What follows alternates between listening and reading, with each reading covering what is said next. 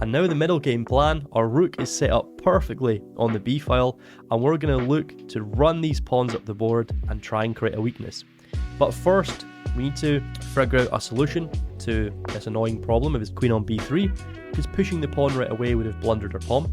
So we can first come here, and you see now my opponent is attacking our knight. So I'm going to play queen to c7, defending my knight, and also I've got more protection of this square.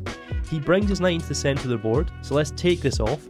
And now you can see I can play pawn to b5. I can start my minority attack by harassing my opponent's queen. So he brings his queen to b4, and now I'm going to play knight to c4, attacking this knight, and this pawn. And if he takes, I'm going to recapture, and my rook has opened up on the b file against this pawn, and also it will lose protection of this square, so I can jump my knight into this nice square on e4. So my opponent brings his queen back.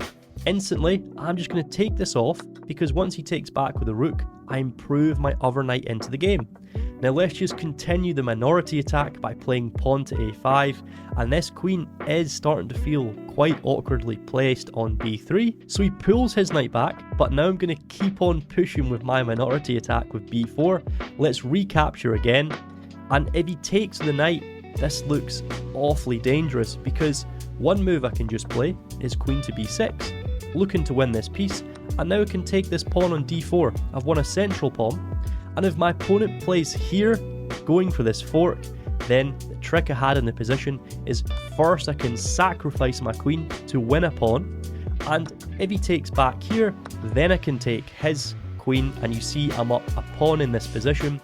My minority attack has been successful, we've won some material, and now we are also threatening to win his rook. So my opponent plays rook here to f3, this just simply blunders this pawn on b2, so we've now won 2 pawns in this position, and now let's convert this position for a win. So I've got to be careful of this fork trick that my opponent has, because I'd love to play here, but then we're going to get forked.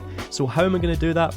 Well, first I'm going to play pawn to f6, and now I can bring my king to f7. Now he pushes this pawn again. This pawn is starting to get quite far advanced, so let's bring my rook behind this pawn. He pushes down again. Let's now bring my other rook down, attacking his knight in the position. He goes for this check. Let's just simply and calmly slide our king over. And now you can see my opponent is running into some problems, because now I can come here and I'm going to win this pawn on the next move. I do have 19 seconds though, so I do have to be quick. So let's go for this. Let's see if my opponent exchanges.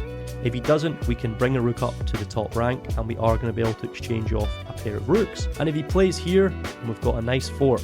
So let's see where my opponent goes. He abandons the game. If you found this content useful, make sure to subscribe.